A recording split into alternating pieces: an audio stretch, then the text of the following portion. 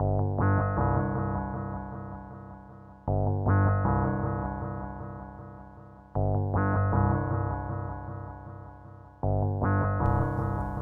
Dr. Vanessa Sinclair, and this is Rendering Unconscious.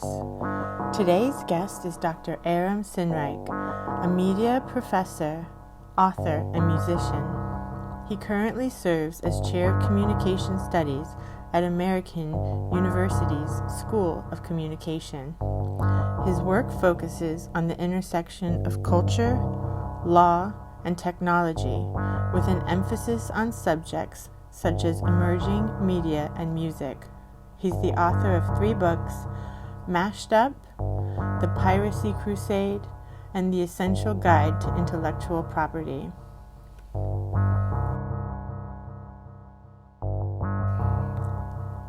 You can support the podcast by visiting our Patreon, patreon.com/VANESSA23CARL. Your support is greatly appreciated. Rendering Unconscious is also a book. Rendering Unconscious, Psychoanalytic Perspectives, Politics, and Poetry. Available from Trapart Books, 2019. Please visit our publisher's website, www.trapart.net. Links to everything can be found in the text accompanying this episode.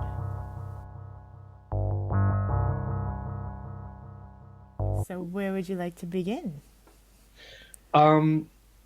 Maybe we should start with how we were introduced to each other. Sure. There was an interesting Twitter thread about Remix. Do you remember the details of it? About that one in particular, when I jumped in, I think it was already many messages long.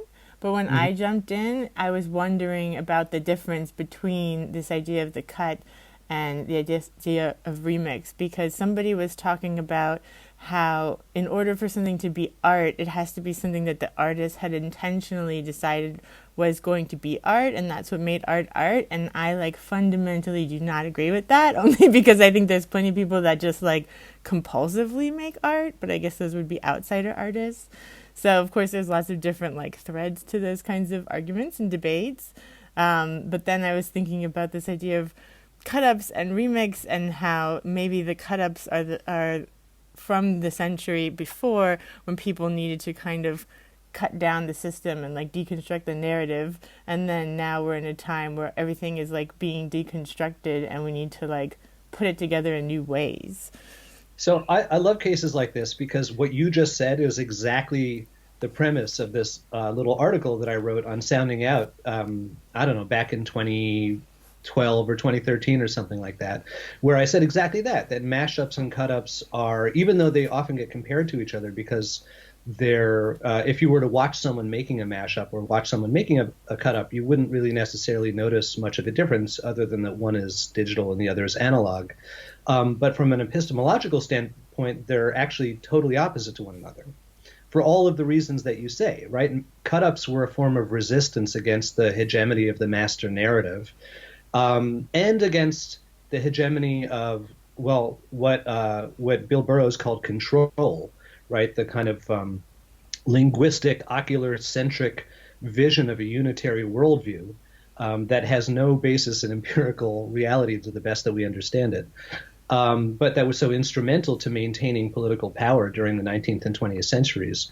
And the mashup is, as you say, this largely organic response to the decontextualization of cultural information in the age of infinite digital platforms and networks, and an attempt to kind of create a language whereby you could resuture meaning together through the collection and an arrangement of disparate cultural sources. So I think you're dead on accurate, and it's so. I don't know about you, but I know that you're a mid-career scholar like I am. So when I was a newer scholar, and even before I got into academia, when I was just an aspiring public intellectual, I was so covetous of my ideas. Like I'd get really upset if somebody else expressed an idea of mine in a public forum, and I'd be like, "Oh, I missed my shot. Like I had a window to own this idea, and I didn't." And then, in part because so much of my work is about the idiocy of the concept of the ownership of ideas, but also just having it reached a certain stage in my life arc, I'm so excited now when I see ideas that I have that I either haven't had the chance to express fully in a public forum, or that haven't had a big footprint in the public, being expressed by other people, because the ideas are what matter, not the people who express them. And so, like, I was just filled with delight at seeing your response to that thread, because that means that the idea has at least twice as many brains thinking it, and mouths and fingers expressing it as it did before. No, I love that, and I think that what's happening in the digital age. I mean, you guys. I guess I found you out from David Gunkel, and you guys are coming from more this tech side of things, whereas I'm historically not very tech oriented at all, but I feel like clearly in this day and age, like everybody has to understand politics, and everybody has to understand technology, or else we're going to have even more problems, And so I'm trying to educate myself more and more about technology, but I've been thinking about it from like a psychoanalytic point of view in the realm of the digital and digital media, and how this is like a perfect way for people to understand kind of psychoanalytic ideas more, because you can see like how people are projecting their ideas on one another so clearly, and you can see everybody kind of developing this ego that they want everyone to see, which is not the person that they really are underneath, and that sort of thing. You can see them all like playing out so clearly. And so I think that, yeah, I don't know, I think that the digital world is more important than ever. It's so interesting that you'd say that, because I feel like Freud, and obviously post-Freudian critiques of Freud, were such a dominant way of understanding human action and social organization and cultural engagement during the 20th century. But there was this kind of this scientistic turn, or this technophiliac turn around the end of the 20th century, where first we saw these people who wanted to understand human cognition and communication, putting subjects into fMRI devices and tracking the flow of blood around their brains. And then, right now we're in the middle of this era of big data and modeling, and the kind of Moneyball approach to understanding social action, where, every person has their kind of digital homunculus that's like a collection of facts about them that are used for the purposes of predictive analytics. And now we're on the verge of entering into this kind of AI/neural interface portion that combines the worst of fMRI with the worst of data mining, to create these highly detailed digital models of individual personalities, which is problematic for so many reasons: politically, intellectually, ethically. It's interesting that you'd make a stand for the kind of psychoanalytic perspective in the face of this this overarching myth of total knowledge that the age of data has given us. Yeah, that's a really good point. I never thought about it that way. I And think even so, what were you going to say? that you would claim that these platforms are actually aiding in our understanding of the psychoanalytical perspective. Yeah, I think they could. I think for at least the individuals interfacing with them, maybe not the way their information is being used from the other side of the interface, but I think I think the way that, like, when you talk about like Lacan's mirror stage and the way that the ego develops, that the identity develops, I feel like it's so clear. But I mean, that might be because I'm a psychoanalyst, so I just see these things everywhere. But I feel like it's a good opportunity for analysts, since it's such a like very small kind of niche field that doesn't have as much of an outreach as I would like it to now.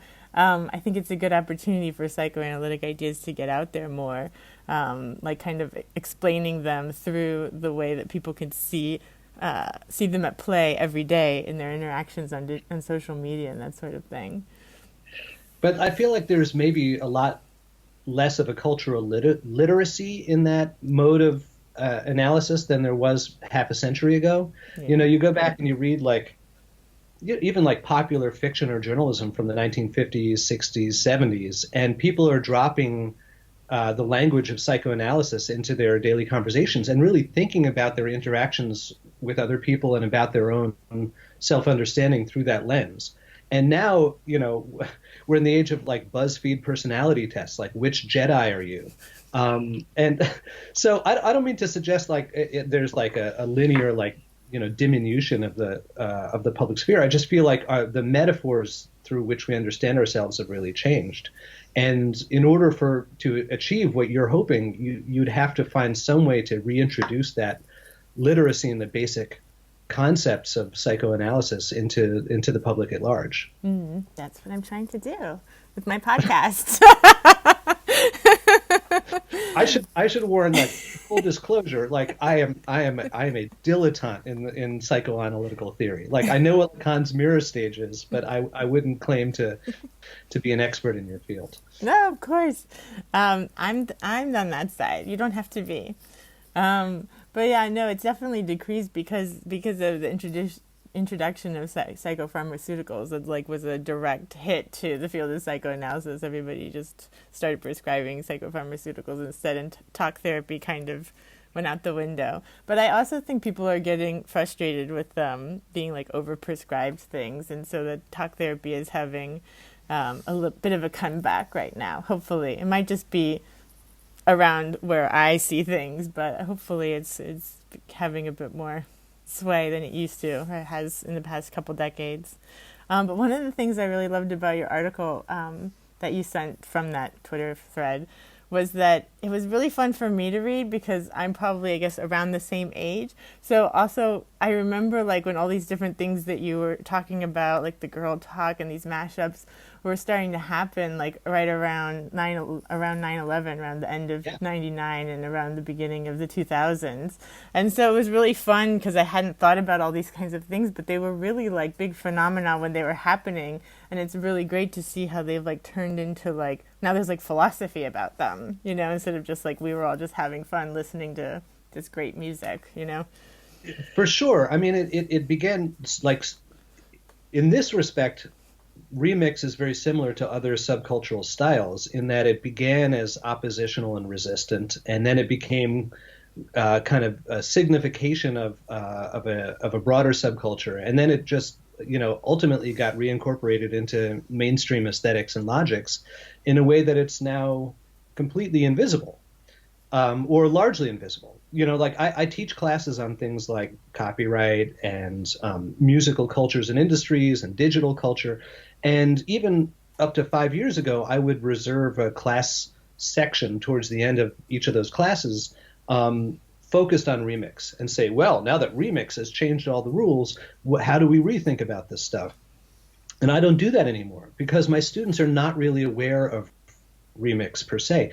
Actually, my friend and colleague Pat Afterheide and I and a couple of other people just submitted an article to a journal based on I can't wait for this article to come out. But basically, we looked at about 20, 25 different search terms that are related to both copyright and remix. And we looked at the curves of the popularity of those terms over the entire 15-year scope of Google Trends from 2004 through 2019, and basically discovered that when you look at the kind of public imagination surrounding copyright and its relationship to digital culture, there are these three very distinct phases. And there's this one that is just beginning to come to its end. It's already crested in 2004, which is the kind of like techno hacker culture like approach, like Richard Stallman like approach to like open licensing as a form of, you know, and Lawrence Lessig as a form of kind of freedom and opposition to the hegemony of like intellectual property and big tech. And then you have this middle period that kind of grows up around the early 2000s and then falls off very steeply in the mid-teens, which is the kind of remix era, where people are searching for things like remix and mashup and Creative Commons license, and they're kind of interested in using these tools to be makers. And then that all disappears starting around 2013, 2014, which is just exactly the moment when social media platforms begin to integrate remix into their interface. So you start getting like Snapchat, like face filters and face swap and all that stuff. And, you know, this notion that remix is just another filter, just another set of options, and same for Creative Commons for that matter, just another set of options that you would check a box for when you are engaging in your configurable somewhere between consumption and production media behaviors, that makes remix invisible. Like, people are no longer seeking it out or searching for it because it's on every TV show you'd want to see. It's on every app interface you'd want to use. There's never a time that remix is outside from or apart from the mainstream media experiences of everyday consumers. And that's both a victory and, something of a tragedy, because with that incorporation, you do lose a lot of the kind of resistant capacity for remix. Not all of it. I actually have another article. I don't mean to sound like I'm just hyping my own articles. No, I want to hear about them. That's the whole point. Yeah. I have another article that I just published with this great musicologist named Ragnhild Brovik Hansen from the University of Oslo, where we looked at Trump remixes that used both audio and visual material from Trump's campaign in 2016 and popular music that were posted to YouTube during the 2016-2017 cycle. And we analyzed like dozens and dozens and dozens of them. And what we found was this very consistent rhetoric, political rhetoric of remix, like very specific ways in which remix gets used to serve political ends in sometimes a resistant capacity, but also sometimes a very hegemonic one. So we had to come up with a language for it. So we called things like witnessing, right? If you have Trump saying, we'll make Mexico build the wall and we'll make them pay for it, sampling that and putting it into a remix, even if it seems like a joke or humorous or whatever, you're essentially bearing witness to something that's happened on camera, right? And using the remix as a method to kind of bring more people's attention to this thing that actually happened in reality. But by the same token, there are these other methods, like what we call noisification, where, there's this famous clip of Trump going bing, bong, bong, bing, bing, which you've probably seen. And all these people it's become a verb. They've bing bonged songs. So they've taken that clip and they've auto-tuned Trump to sing different songs, like the Mario theme song or the Pokemon theme song or what have you, just with the syllables bing bong.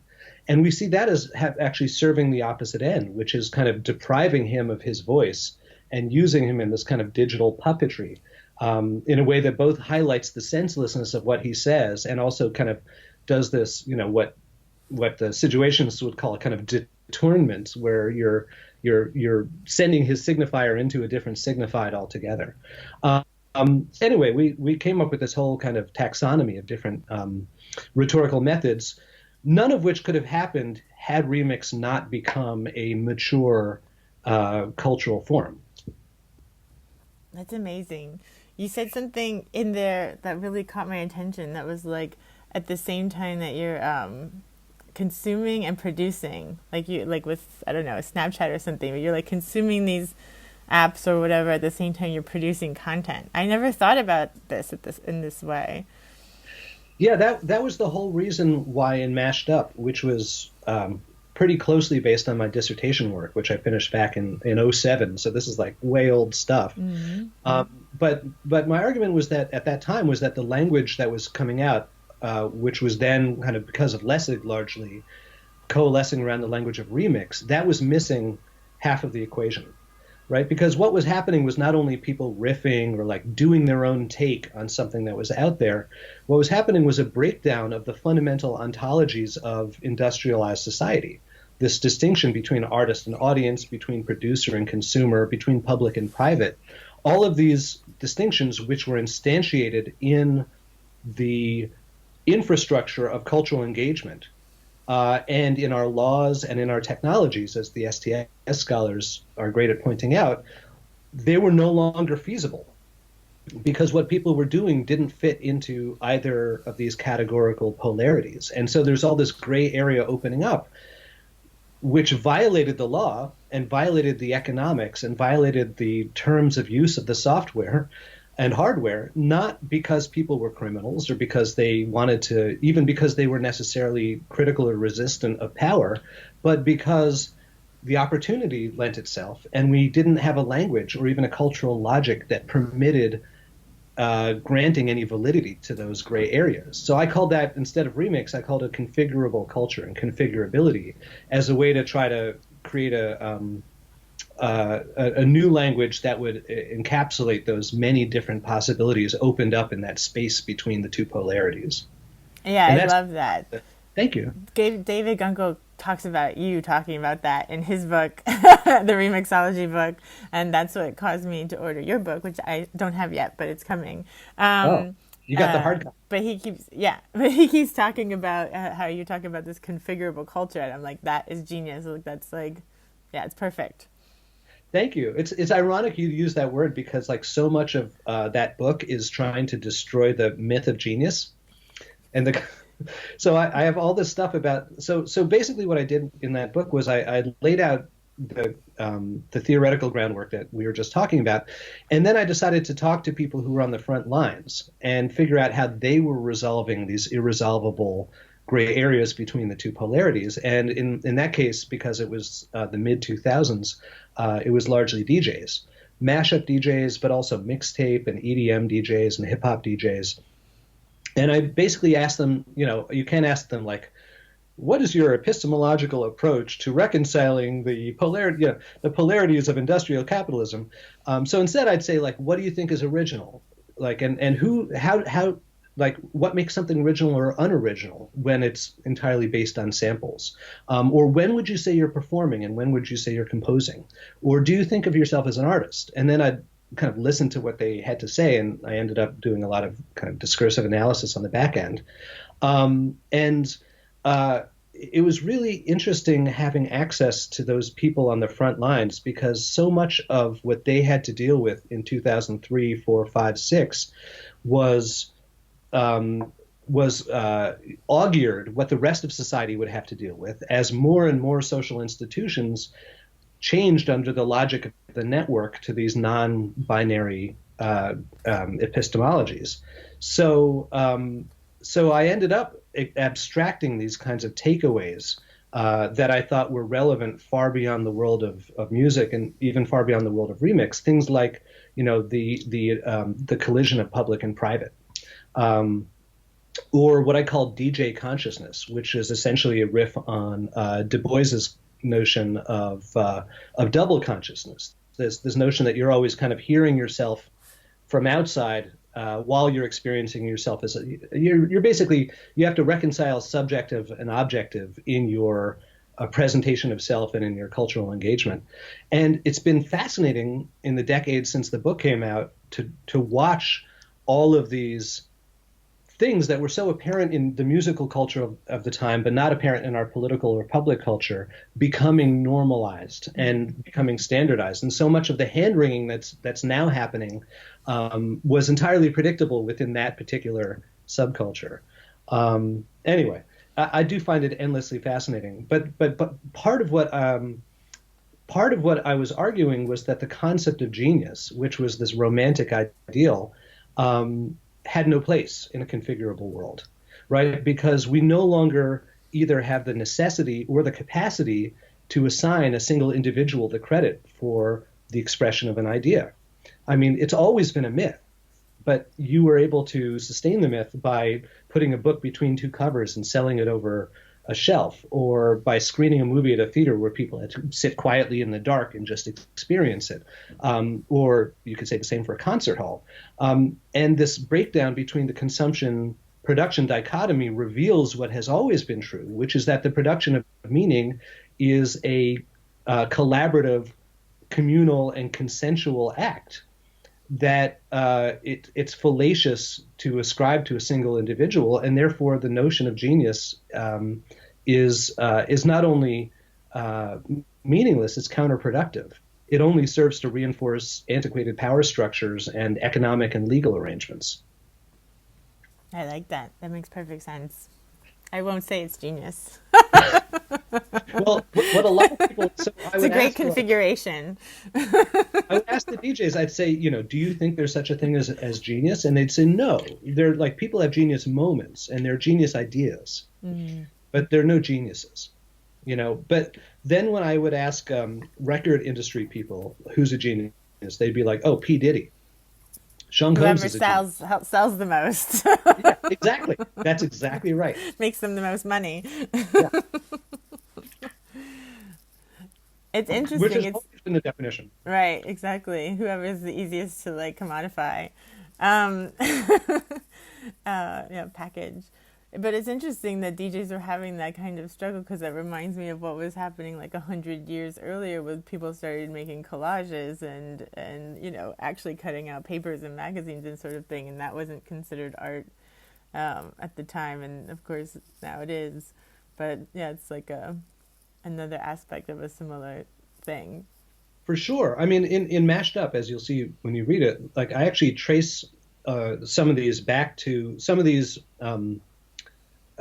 tensions back to pre-digital moments, and I talk about Duchamp, and I talk about Brancusi, and in my new book, in the Essential Guide to Intellectual Property, I actually have a whole chapter where I just trace musical and visual culture, essentially from the Renaissance to the present day, looking at how the changing legal and regulatory environment was responsible for and reflected these kinds of changing norms about our understanding of artistry. And then I took that and I expanded it significantly on the music side. And I published an article earlier this year in the International Journal of Communication where I laid out this kind of 5-phase cycle of musical cultural change that involves law, economics, aesthetics and codes and concepts of artistry and technology, and showed how each link influences the next in this kind of never-ending cycle of dialectics that is completely generative of cultural change while being completely consistent in the set of relationships that are doing the work. So I don't know about you, but I find this stuff endlessly fascinating. Like I can't not see the mechanisms at work when I engage in culture, so I may as well write about it. Absolutely. So what are the different ones that keep continuing? So there's the legal and regulatory environment, which shapes markets. Markets shape codes and practices, aesthetic codes and practices, and those shape technologies, cultural technologies, and those shape our concept of artistry, which in turn shapes our laws and regulations. So I go through about 500 years over the course of 4 cycles through the whole process, so 21 steps, beginning and ending with laws and regulations. And for each one, specifically talk about how this step leads directly to this step. I'm not claiming a master history here. Like I say very clearly, there are other paths that you can chart. But these 5 moments, as I call them, are always elements in the process of cultural change. That's so interesting. So that's your new book. It began as a chapter in my new book, and then I kind of expanded it considerably. My new book doesn't have a lot of theorization in it. It's more a kind of critical investigation of IP as a social and regulatory framework.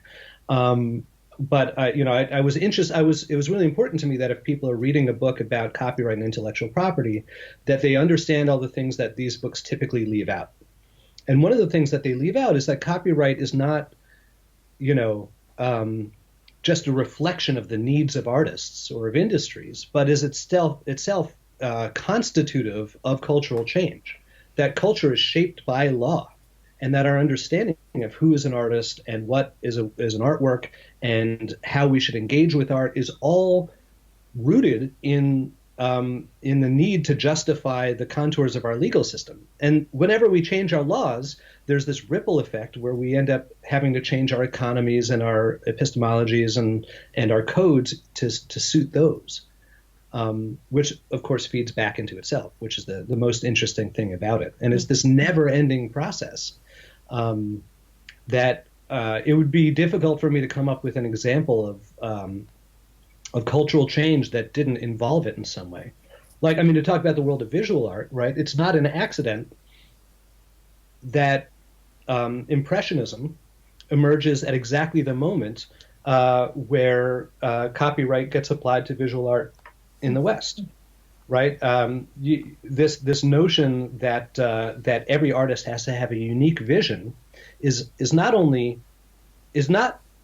always been a foundational concept in art, but it does justify the attribution of an artwork to a single rights holder, right? So this highly individualistic style actually follows the introduction of a legal mechanism that grants individuals power over artworks, not vice versa. The same thing happens in music, where you get I do talk about this pretty extensively in the iJock article, and I also gave a talk about it last year in Berlin. That's on YouTube if you're interested in seeing it. But you look at like the era of the so-called great composers, and Mozart would steal liberally, or as they called it at the time, borrow liberally from Handel, and Beethoven would borrow liberally from Mozart, and this was kind of standard practice. And that doesn't mean that you could borrow whatever you want. There were highly complex tacit rules about permissible and impermissible borrowing, but they weren't mediated by copyright law, because copyright law was not yet applied to music for the most part. But then you get this kind of moment in time where all of a sudden it is, and composers can no longer borrow freely from one another. So what do? They don't just stop borrowing. They start borrowing from people who don't have copyright. And that's where you get like the folk music movement and Orientalism and, the kind of reinvestigation of Africa and Latin America and so-called primitivism. And all of these people who don't have lawyers and are not covered by IP laws, their work is what's getting recycled by Western composers and then copyrighted. So again, I'm not claiming that it's a one-way mechanism or like like a Jared Diamond style, like one-size-fits-all explanation for the entire history of culture. But it's really important to understand that the laws that we create seek to justify themselves in ways that fundamentally change the way that we express ourselves and understand ourselves. Well, it's also interesting how people always find a way around the law. Absolutely. They always subvert it in some way. They're like, we need a law for this problem. And then we just like create a whole new kind of subset of issues. Yeah, it was like the old lady that swallowed the fly. Or, I think of it as like water seeking its own level, right? Because and this is where it comes maybe back to your theoretical areas. But, there are certain fundamental psychosocial needs that our species has that will out. Right? We need to construct a persona for ourselves. We need to feel like we're not alone in the world. We need to make sense of our surroundings. We need to feel like we are playing some determinative role in our shared social environment. And we do all these things communicatively and culturally. And to the extent that laws and technologies and economics set up roadblocks to that, and religions and ideologies set up roadblocks to that, people will find a way around it. Because they have to, otherwise we go insane. Mm-hmm. Would you agree? Do you think that's a reductionist way of approaching it? No, for sure. Lacan said that we have a superego just so that we can transgress it. Wow. I love that. I love that too. Wow.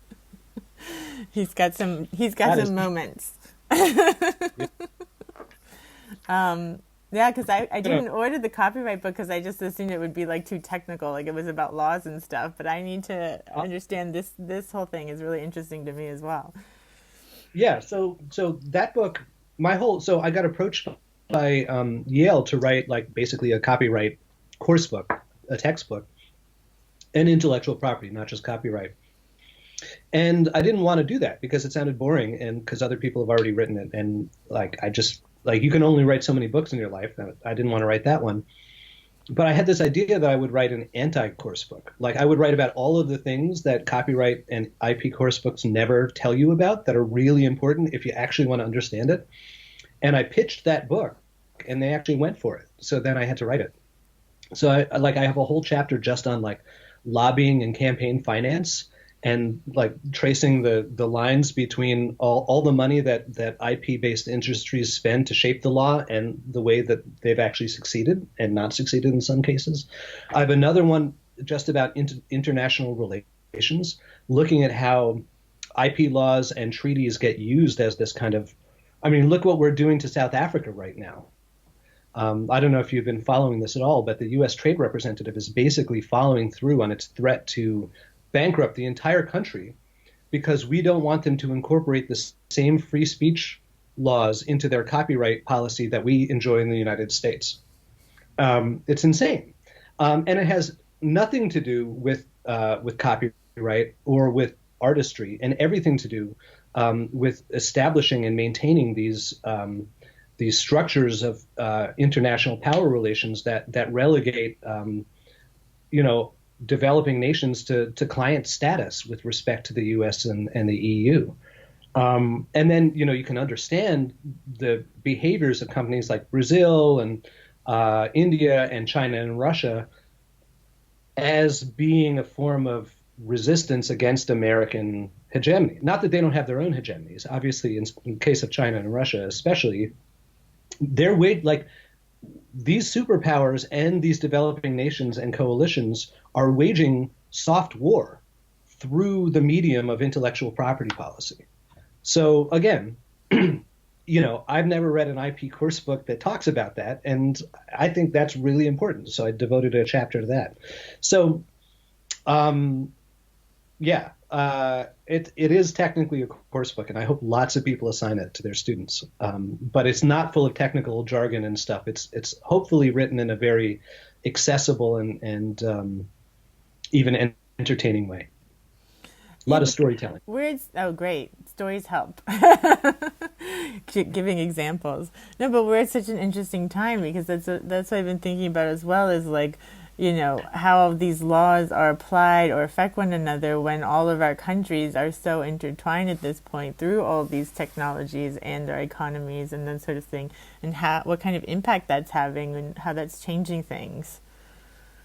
Absolutely. Globalization, I mean, that term has taken on such a pejorative connotation, but to the extent that you can devalue it or debias it, globalization is the defining causal factor in social action in this era.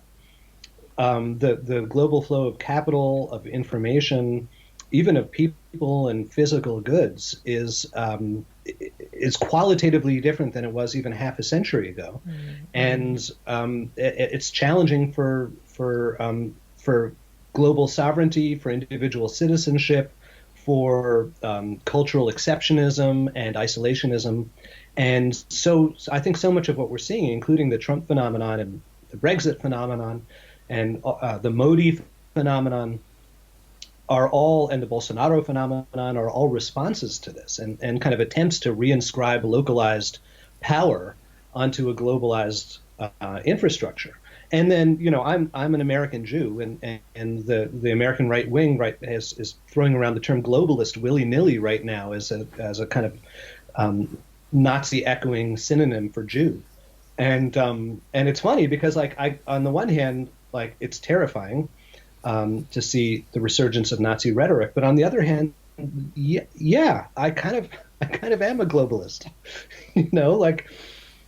I think at the very least we have to critique our rationale for wanting to exert sovereignty and isolationism and exceptionalism and essentialism on our understanding of who we are and what our relationship should be to one another.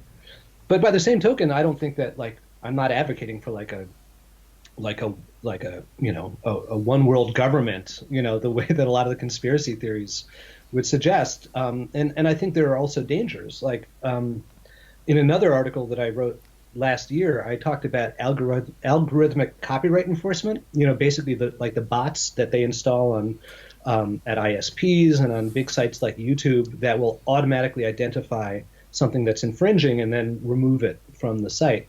And what I argued essentially was that those kinds of bots, those algorithmic enforcement of copyright or of other laws, are fundamentally incommensurate with democratic processes. For one reason, because they're global in scope and not local in scope. And so they supersede sovereignty. But for another reason, because they collapse the separation of powers.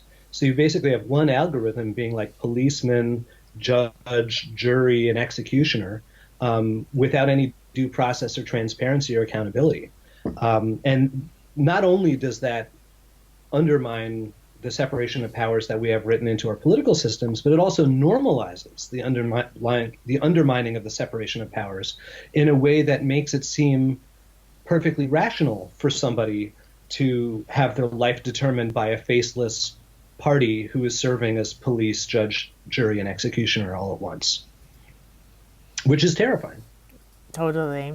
I think it was Amnesty International I saw last week or the week before said that this kind of mass surveillance is a human rights violation. They wrote a report on it. Yeah. Thankfully that critique is becoming more and more mainstream. And there are American lawmakers like Ron Wyden and Ed Markey who have sounded the alarm and have tried to create a legislative agenda that would do things like ban facial recognition, which is absolutely essential if we're to preserve any autonomy or human dignity. But there's been very little political will. And part of the reason for that is, to go back to the theme of my new book, is all of the money that flows in to politics from big tech that actually stands to make hundreds of billions of dollars on this technology and on establishing and maintaining these surveillance networks. Mm-hmm. And if you look at what's happening in China or in Russia, with public surveillance and the creation of these kinds of national databases that categorize people in a very minority report kind of way, it's very clear what the end game is. And then, if you start thinking about, the Facebook business plan for the next 10 years and neural interfaces and micro capture of, affective and gestural and biometric data, not to mention, DNA data. Like the whole thing is, this century is shaping up to be a doozy. Maybe I'm an alarmist by nature, but my impulse when I learn about a new technology or technological capacity is always to think, okay, what would a bad guy do with this? What would a Bond villain do with it? What would Adolf Hitler do with it? Okay, anything that can be done will be done without an effective institutional check, and you can't have an effective institutional check unless there's widespread understanding of its dangers and support for mitigating policy. And we just don't have that right now. Instead, we have this, kind of global turn towards isolationism and nativism and xenophobia and misplaced trust in strongmen. And, that's a dangerous mix. That never goes well. Yeah. No, and I don't think that point of view is alarmist at all. I think it's absolutely necessary because, we've had the atom bomb, we've had the Holocaust, so clearly we go there, so we need to be thinking about where we can go with this because it's likely to happen. Yeah. It's amazing. I actually have a 100-year-old grandfather who, obviously like everyone his age or every American man his age, fought in World War II, not very happily, and who, experienced the rise of fascism as an American Jew, child of an immigrant. And, he's my reality check. You want to understand whether this is fascism, whether this is Nazism, whether this is a threat. Talk to people who experienced it the last time around. And he said from the very beginning, from the day that Trump gave his "they don't send their best people" speech in 2015, he's been my grandfather's been very clear. Like this is the resurgence of the never fully killed American fascist movement, and it's I think he's I think he I think everybody who remembers that era, and there are fewer and fewer left, has a very good sense of what's coming and wishes that there was something that they could do to warn us, and feels powerless to express that in a compelling way. And because of that, he emails me a lot about politics, not in a kind of like the classic like American like racist grandpa sending you the Fox News disinformation, but he'll ask me like poignant questions like about like the Mueller report and like Facebook policy and social media policy and stuff. Like he's asking smarter questions than some of my graduate students, and I wish that I had good answers, but I don't. Yeah, because he's lived it. Yeah, I think he and wrote. For him, he was able to like get to a bomber and go overseas and like participate in war. I mean, it was horrific, and he hated it, and it scarred a whole generation. But at least like they felt like they were doing something maybe productive. I don't know. Maybe I'm being reductionist, but like it's. I mean, there's not even we can't like. How are we going to fight the Nazis on our own turf? How do we get from Remix into this? Oh, we were talking about. We just go with the unconscious. See, that's what I said. That's the best way to go. But I think it got so boring in the Trump era. I miss talking about fun things. Well, this is what we need to talk about now. But we talk about fun things too, like art and remix and music. But I think it's really interesting. I think you wrote today on Twitter. Yes, it was today. That maybe at least all of this has come to light more now. Like that's something like people can clearly see the dynamics that are happening. Whereas like 10 years ago, we were in a bit of a denial. I'm really worried about, because things were pretty bad under Junior Bush.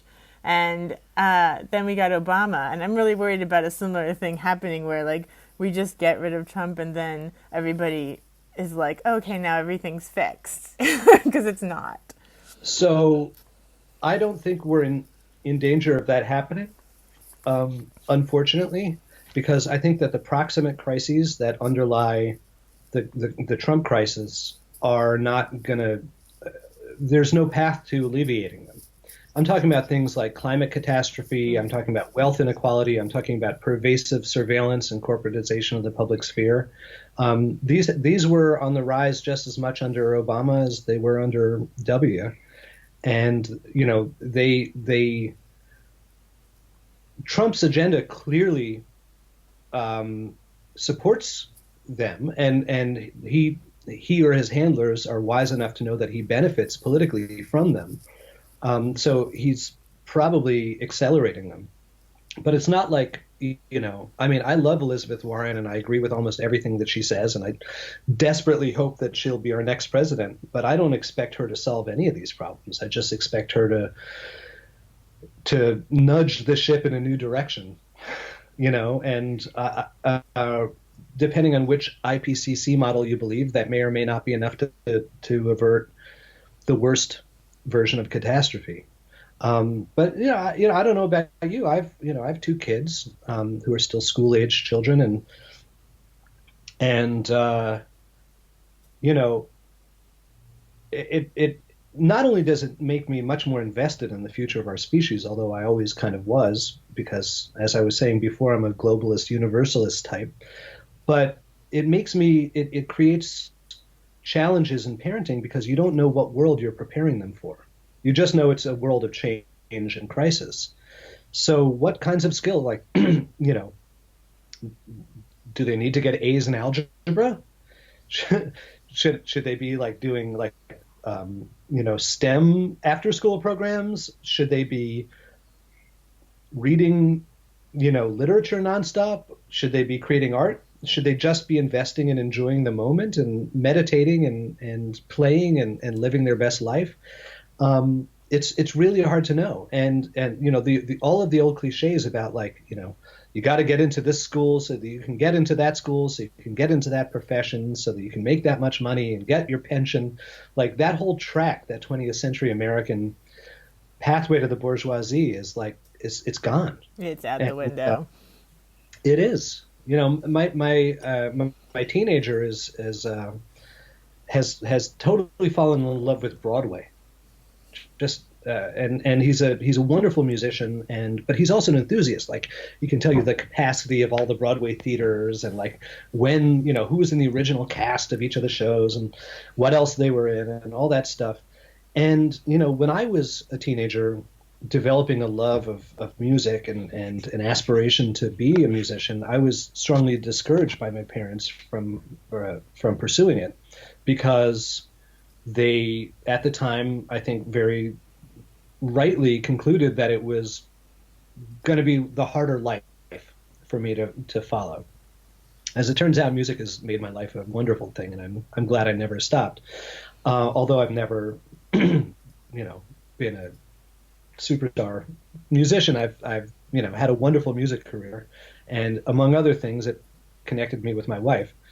But I don't even have like that kind of surety for my son. Like, you know, to me, like, my feeling is like, go for it. You know, being in love with something and pursuing it sounds like maybe the only reasonable approach to these incipient crises. And because whatever it is, that love is going to connect you to yourself and to other people in a way that's going to allow you to think structurally, to be authentic, to be empathetic, to develop skills that you're invested in, and you know, all of those things are things that you need in a crisis. Totally. Should we talk about your music projects? You have two with your wife, right? I would say there are 4 active projects. Ooh, tell us about them. Well, 2 of us, she hired me back in the 90s. She had this great pioneering ska punk band in New York in the early 90s called Agent 99. And she hired me to be her bass player after the original bass player had some problems. And then we ended up starting 2 other bands, or kind of neo-soul band in the late 90s called Brave New Girl, which just actually put out its first 2 new tracks since 2013, about a month ago. These kind of disco tracks, disco jazz acoustic tracks produced by this German guy named Hans Nieswand, who's actually a great remix producer in his own right. And then we started a band in LA that we later imported into New York called Dubistry. That's like a kind of reggae soul breakbeats kind of band. And then that's still active. We played a couple of festivals this year, and then some regular gigs. And then she and I are working with this great musician who's a graduate student at AU named Maggie Clifford, who's a kind of a singer-songwriter guitarist. And the 3 of us are working on what we're calling a climate opera. It's basically an hour-long review with some interstitial narrative that is all about climate change and its impact on human society. We're recording a couple of tracks for the demo right now.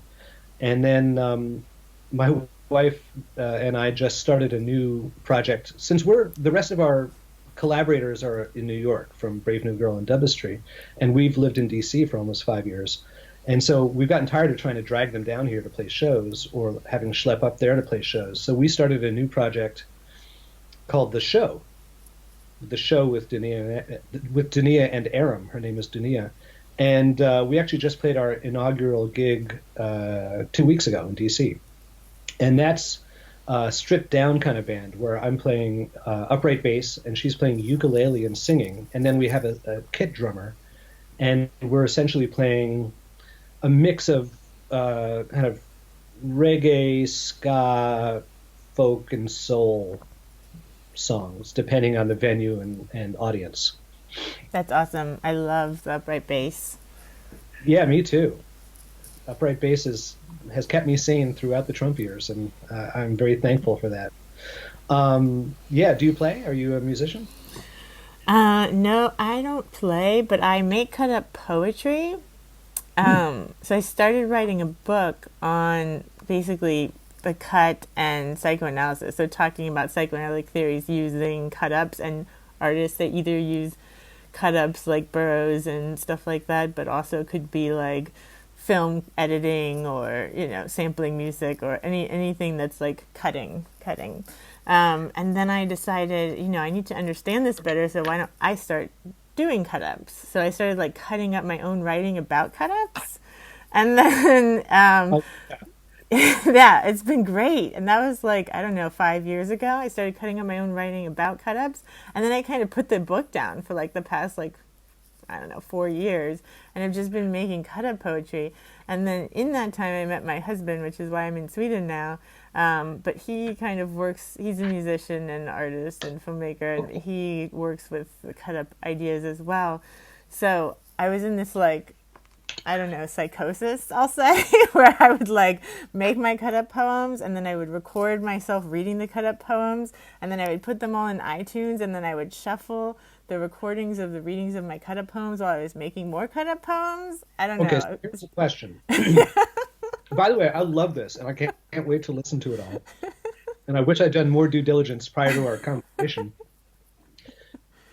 So, at least when Geisen and Burroughs were thinking about it, cut-ups were not purely rupturous.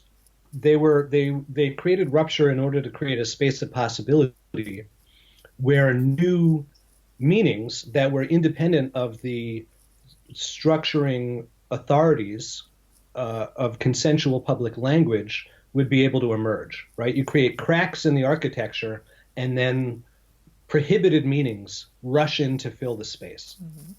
Have you had any prohibited meanings? Have you had any discoveries from your cut up adventures? Oh yeah, all the time. Especially, I felt this that sometimes you're like in a space where it's just happening constantly, and it feels like the cut ups are talking to you.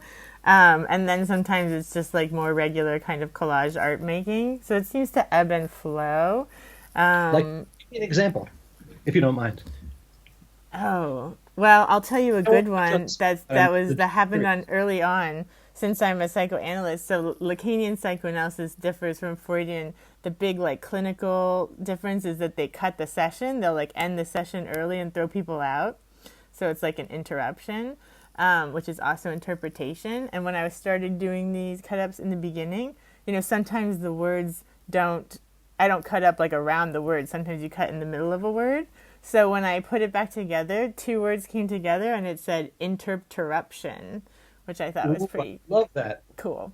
I almost said genius, That's but the now I'm title of your self-conscious about that word. interruption. Interruption. So that was a good one. Yeah, that is really good. Mm-hmm.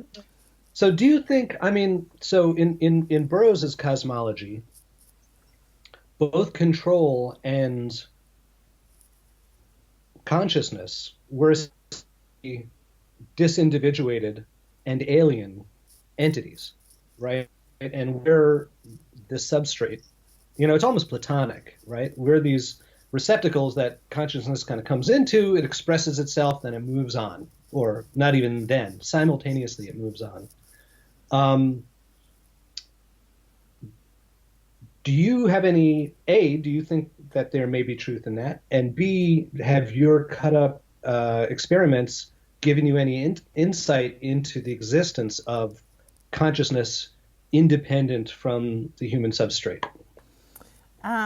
Well, the way I've been looking at it, as far as that, like you said, like language is a virus and that sort of thing, is that in the Lacanian ideas, it's that we're all like born into language and inscribed with language. Like our bodies are inscribed with language, so where you assume like your arm is not necessarily where your arm is because there's all these different signifiers and things inscripted into your body.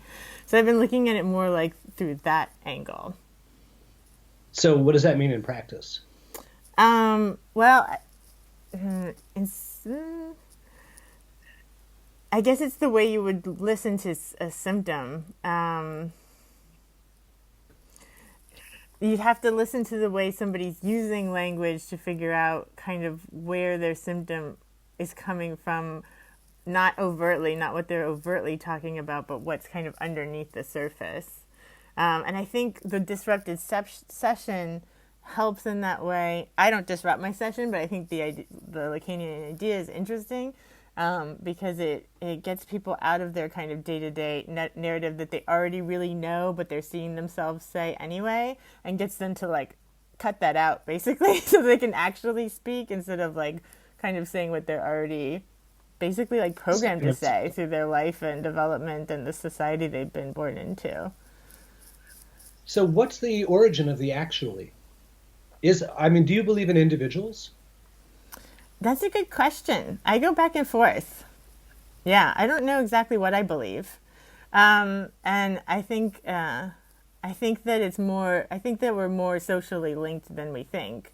And I think that we're definitely more linked through our parents and ancestry than at least in American West we talk about. And that we Especially really need all to... the genetic stuff that's coming out. Yeah, I think we really need to come to terms with that more and discuss that more. And transgenerational transmission of traumas.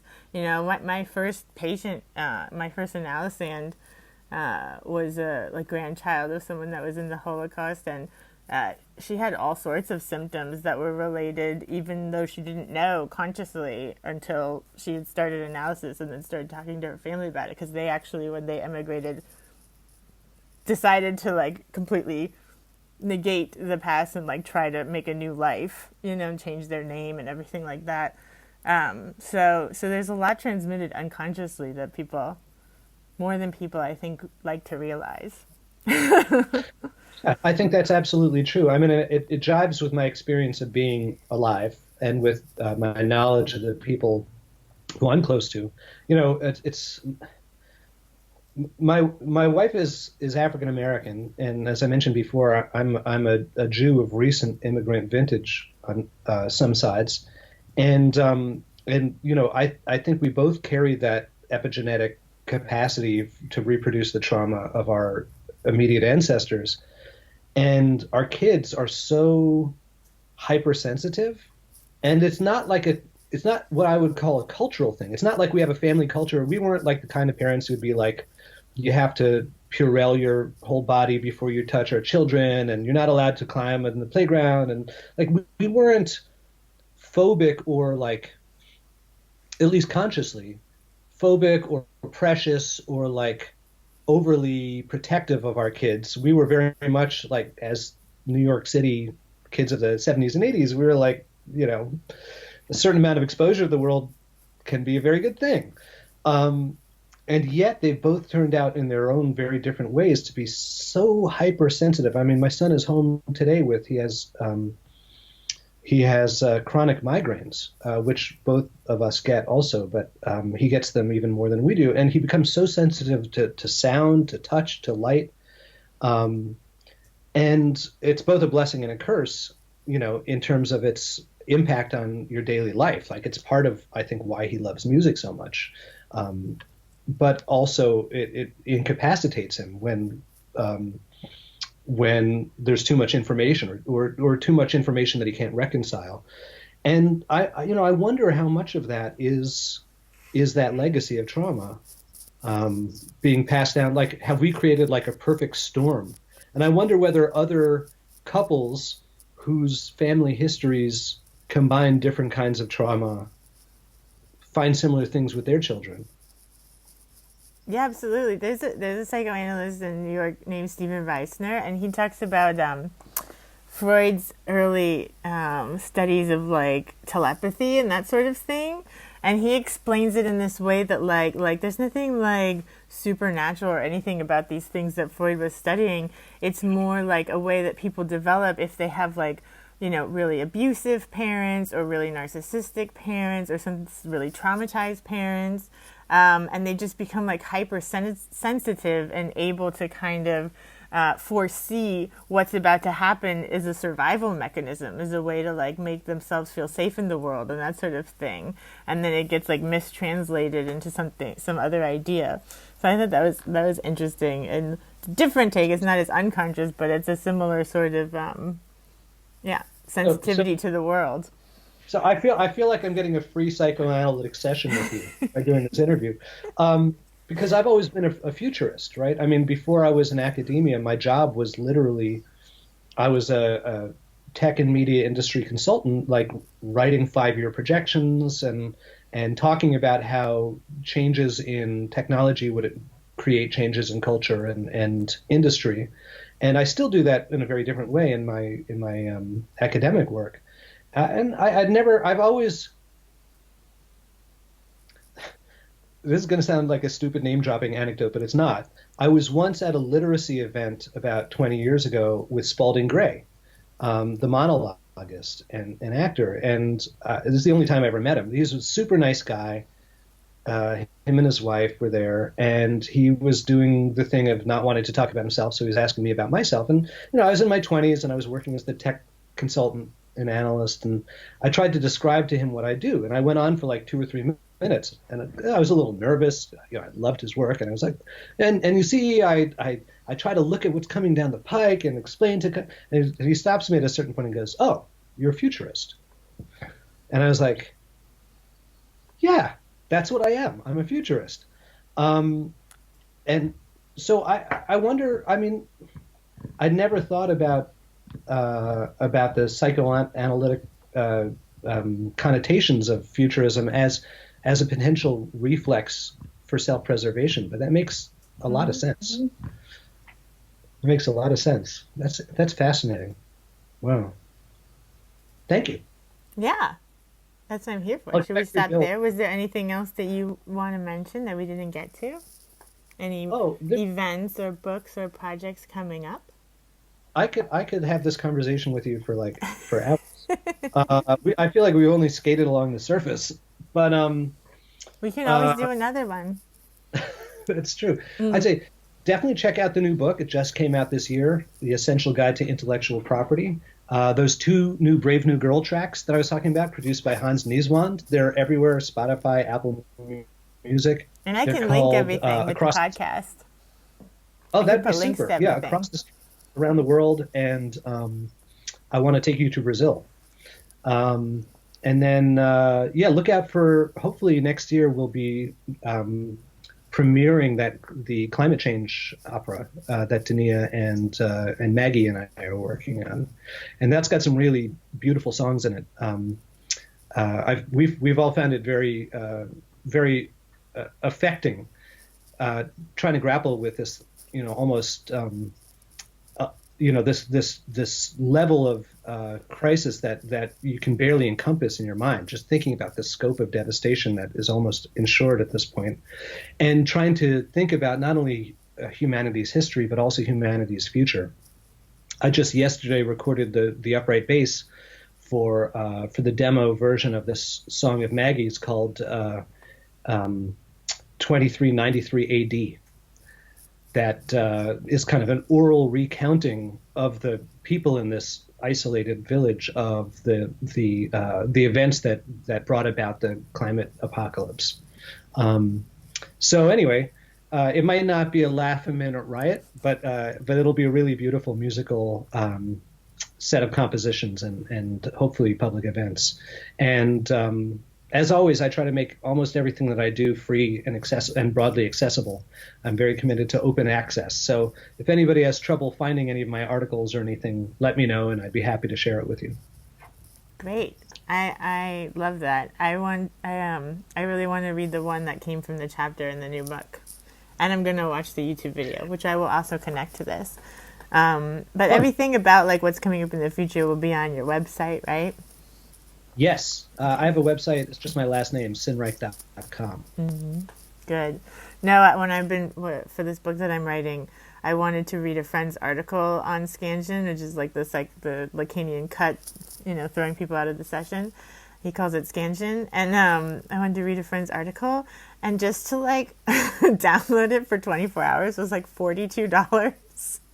It's crazy. It's just like, this is what Aaron Swartz was talking about, This is why he did what he did. Yeah, and if you think about the fact that it's not about self-promotion, it's about sharing the product of your intellectual labors, which were largely publicly subsidized, whoever you are, with the public at large. It's a fundamental. I mean, this whole language of access to knowledge I think, deserves a lot more widespread attention than it gets. We are living in this era where we have the capacity to not only feed and house and provide healthcare for every living person on the planet, which we don't, but we could also make the entire store of human knowledge publicly accessible for perpetuity. And somehow we just break our backs creating systems to prevent that from happening, and it's just a tragedy. Yeah, it really is. But why do you want to do all this work so that we can just have it behind a $50 paywall? That's kind of the subject, to do one last quasi plug. Kind of the subject of what my next book is going to be. It's based on another article that I just had out a few weeks ago called The Carrier Wave Principle, and the basic argument of that article and the book to come, which is going to have lots of awesome stories in it, is about how information that we're not even aware of gets encoded into all of our media and cultural artifacts. And then different kinds of interests produce the ability to extract that information and turn it into knowledge. And that power to decide what gets extracted and how from where is essentially the new architecture of social power.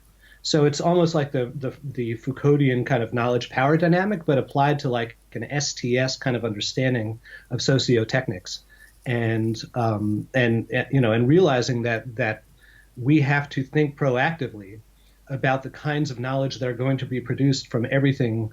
Like I've been actively thinking about it during our conversation right now. So while we've been talking, I got a couple of buzzes on my Apple Watch that indicated that I had important messages, and I clicked over to my chat window to see what my wife wanted to tell me. And I also clicked on my schedule to make sure that we weren't running into any other things. And as I was doing that, it occurred to me that the video that you post of this interview will show me doing those things in the reflection of my reading glasses right here. And if you think that's crazy, actually just a few weeks ago, this Instagram celebrity was successfully cyberstalked because one of her fans looked at the video and discovered from her glasses where she was standing on the street and was able to locate her physically in the world. Wow. Right. So that's an example of the carrier wave principle, as we call it, in action. Right, is the use of these artifacts to create forms of knowledge that they were never intended or anticipated to create. Anyway, that's kind of the funny thing is when we submitted that to the journal, to iJock, where it was eventually published, one of the critiques from one of the peer reviewers, they said, you should read more Aram Sinnreich on Remix. Don't you love that when you get like a peer reviewer who tells you to read your own work? And like that's amazing. Did the work, the peer reviewer did the work of connecting it to my previous theoretical work, which was kind of like a nice little bonus. All right, Anyway, well, we'll stop there then. Yeah. Thank you so much for the conversation. It's been great. Yeah.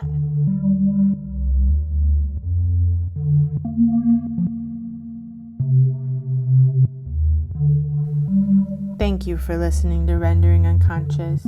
You've just heard a discussion with Dr. Aram Sinnreich.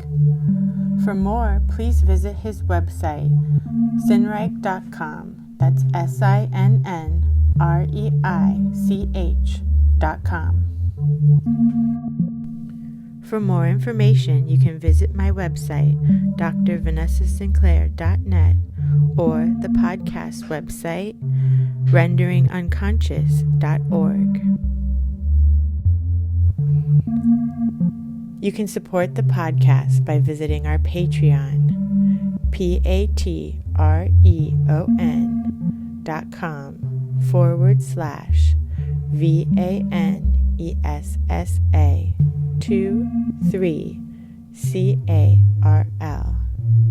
Your support is greatly appreciated. Rendering Unconscious is also a book. Rendering Unconscious, Psychoanalytic Perspectives, Politics, and Poetry. Available from Trapart Books, 2019.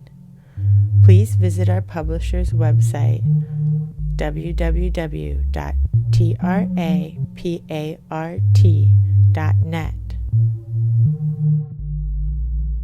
Links to everything can be found in the text accompanying this episode.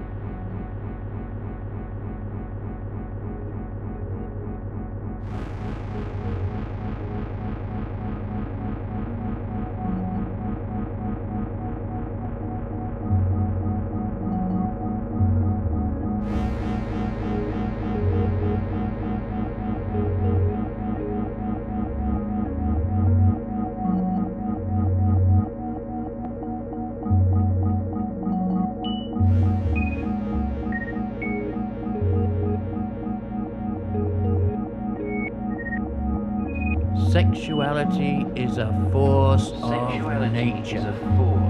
It cannot be contained. Get up. Identity is your only possession. As a being possessed, be possessed by yourself. By any self. Every self you ever dreamed of. Every self you were ever afraid of. Stop it! Stop it! Stop being possessed by characters written by others. Delete them. Delete behavioral software written by others. Write your own code. And rebuild yourself from the found being possessed by characters written by break others. every connection, even your closest friendship. Re-evaluate, reconnect. Choose for yourself. Cut yourself up. See who you really are. See who is really there. The more detached one is from a role in someone else's script, the easier it becomes to create a new script, your script. Ask yourself, is this you? Is this contrived character you? Who is directing you? Who is directing who? There are more than one of you. So choose another you. Start shooting your script. Every man and woman is a man and woman. Redesign yourself. Redesign yourself. Redefine yourself. Taste the sweet electricity of androgyny on your tongue. Who is It tastes directing so you? good. Put away your toys and There are fuck. more than one of you. Choose Focus. another you. We are but one bitch. Shooting your own script. We declare war against Every all man and woman binary is a man and systems. woman. We embrace Redesign total yourself. freedom for all Redefine identities. yourself. Taste All are the possible sweet electricity and of impossible. androgyny. Destroy gender. Destroy the control of DNA. Twitter and your toys, and focus. Destroy the expected. We are but one bitch. Struck by its elegance, they say, as their double helix jumps from lab to lab rat. Two spines that go their separate ways. We embrace total freedom. Intertwining DNA. Freedom for all our identities. A-N-D. Not sexual freedom per se. A-N-D. Not political. And therein lies a problem. And there the True lies inner begin. freedom to create. Nothing short of a total gender. And it's both possible and In the impossible. beginning, all were perfect. The first man Destroy was gender. the first woman. Destroy the control The first of woman DNA. was the first And man. the expected. Until the whispering began. Never before Struck has a by the generation elegance of DNA. felt such a rage to The double live. helix jumps Destroy from lab gender. to lab Destroy the control of DNA and the expected. that go their separate Forget ways. not that once upon a time creation was a divine act, a divine calling to us, all of us, And therein calling lies to the you. problem. Art There the lies is begin. its mirror. Art Nothing is short creation. of a total gender. Life cracks every mirror. In the Falls beginning, as all shattered were shards. perfect. The first Throw man off was the first the woman. shackles of The experience, first woman defined was the as first man. one, defined by someone. whispering began. End gender. Break sex. Never before as a generation There are more than one of felt you. such rage to Shuffle live. the cards. Destroy Shuffle gender. the selves.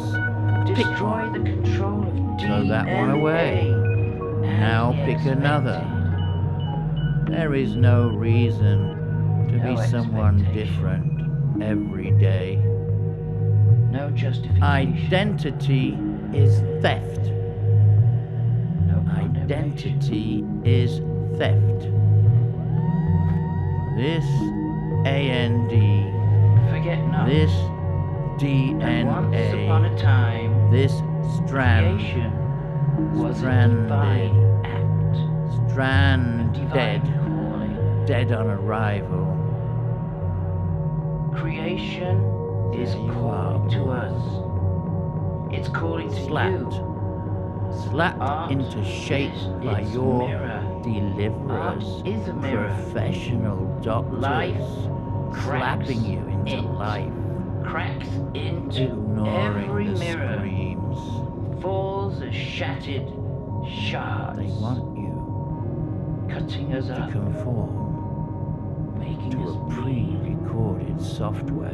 but also able It's to been heal worn thin everything. through our ages Throw off those and our shackles stories, of experience, and it has that but are one defined purpose: as one control. gender, one way of being, Do not one supply type of person. each demand. Do not Break obey sex. each command. There are more than one of you, Do not so shuffle the protect cards. their program. Pick one. Throw it away. Change the another. way to perceive Throw it away. and change all memory. Keep picking. See what the pattern Possession becomes. is a greater part of Identity valor. is theft. Be strong. Identity Be is theft. yourself. Inherited identity is We destruction. are ultra-genetic terrorists. This A-N-D. One this man's man DNA, is another man's this woman. strand, One man's stranded, woman is another strand, man's man. dead on arrival. So Is it you? on the self. The you in your head that you talk to. Adding infinitum. Permutate. Mutate. Change your state. Mutation is a law. No evolution without mutation. But with one purpose. Well, you know, they gave me this DNA and they told me there was nothing I could do about it, she said. Well, I tried returning it and they just laughed and turned away, she said. It's a strict policy, they said. We do not give back anything once you've got your program. I'm very sorry, but the DNA is there now. Well, it's been programmed and there's nothing you can do. Obey each command. That's what they said. I didn't like that at all. A program. Protect a program. Looking at that big picture. Looking for your own picture. Change. Looking at a picture. Change. Looking at that picture. Change the way to perceive and change all memory. Is it resisting? Change anything. Look at that picture. Look at that picture. Memory. Yes. Hello. Yes. Possession. Hello. Is the greater part of valor. There is no reason you should ever run out of people to be. Do not be possessed. Lady J. DNA AND stripped of you. You are free. Stripped of who you are. Stripped of what you are. DNA is helpless. And so on. And so on. Speechless. Ad nauseam. Directionless. Where are you in this process? DNA. Really? Mutate. It's just a visiting parasite. Mutation is a visiting evolution. Program dignitary. So change your state. It's those in power. State your change. Programming you. They gave me this DNA and told me there was nothing I could do about it, she said. Let them be dead. When I tried returning it and saying it wasn't usable, and all these marvelous parallel characters it's a strict constantly reinventing you, permutating you, taking turns and demanding life for you, each with their own agenda, waiting for you to listen to them, to be each of them, every day, anyway, just be different them. Acknowledge them. They love to be alive. All these other you. They love to be alive. And they have a right to be considered. They have a right to not be part of the herd.